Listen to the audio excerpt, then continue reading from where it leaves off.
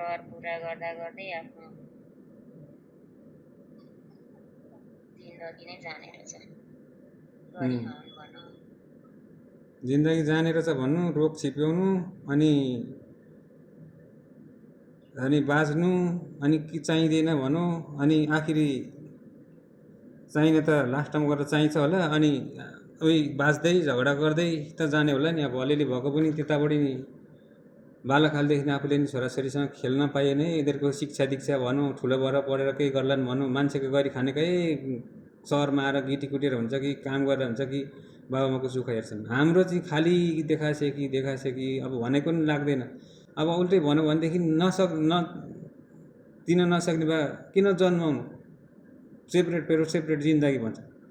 अनि भने जस्तो दिन पुग्दैन। अब आफ्नो पनि आर्थिक अवस्था हुनु पऱ्यो नि त। आर्थिक अवस्था छैन, अनि काँडा चिल्ल्याएर चाहिँ के चाहिँ गर्दिनँ। अब तपाईँहरूलाई अचानो बनाएको होइन, तर व्यवहार गर्दाखेरि चाहिँ अलिक घर सल्लाह चाहिँ हुनुपर्छ।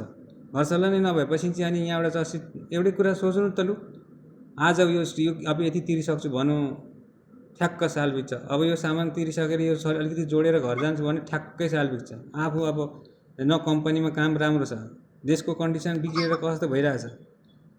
मलाई त जहाँसम्म लाग्छ जिन्दगी यतै सकिने रहेछ। अब छोराछोरीको खुसी देख्दा देख्दै, परिवारको खुसी देख्दा देख्दै, अब मलाई मात्रै होइन, यहाँ सबै साथीभाइको, विदेशमा आउने दिदीबहिनीको सबैको यसो सुन्छु म। अब भाइ बहिनीको खुसी अरे, आमाबाउको उपचार अरे, त्यो त गर्नै पर्यो गर्न त। अब कसैको परिवारलाई खुसी, अब श्रीमतीलाई यो किनिदिन्छु त्यो किनिदिन्छु, आखिर छोडेर गएर नाङ्गो भएको छन्। अब यो परदेशले दिएको ऊ हो। अब ठिकै छ। अब मैले कहाँबाट ल्याएर दिनुपर्ने हो, त्यो अलिअलि यहाँ खुत्रुकेमा राखेको छ। त्यो खुत्रुकेमा राखेको जम्मा गरेर म अब 2-3 लाख रुपियाँ कति बनाएर पठाइदिन्छु। त्यो सुन चाहिँ कहाँ राखेको छ, थुपुक्कै त्यो सुन चाहिँ ल्याएर घाँटीमा झुन्याएको हुनु पऱ्यो। जग्गा जमिन बेचेर हुन्छ कि कसरी हुन्छ, ऋण म तिर्दिन्छु, तर अलिक चाहिँ अर्थविवेश राम्रोसँग गर्नुहोस्, कान चाहिँ राम्रो फुक्नुहोस् क्या। त्यसरी छाडा छोड्ने होइन क्या।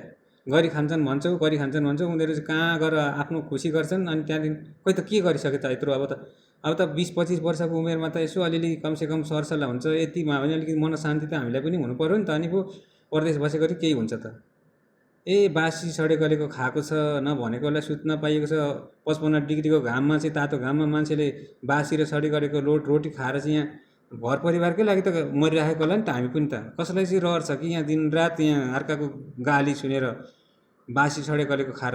हामीलाई पनि ताजा खान मन लाग्छ होला, हरियो परियो खान मन लाग्छ होला। कति गर्दा नि हुँदैन, कहिल्यै कसैको मन जित्न नसकिने रहेछ। यो परदेशीको जिन्दगी चाहिँ यसरी नै जाने रहेछ जस्तो लाग्छ। गर्छन् होला नि बिस्तारै।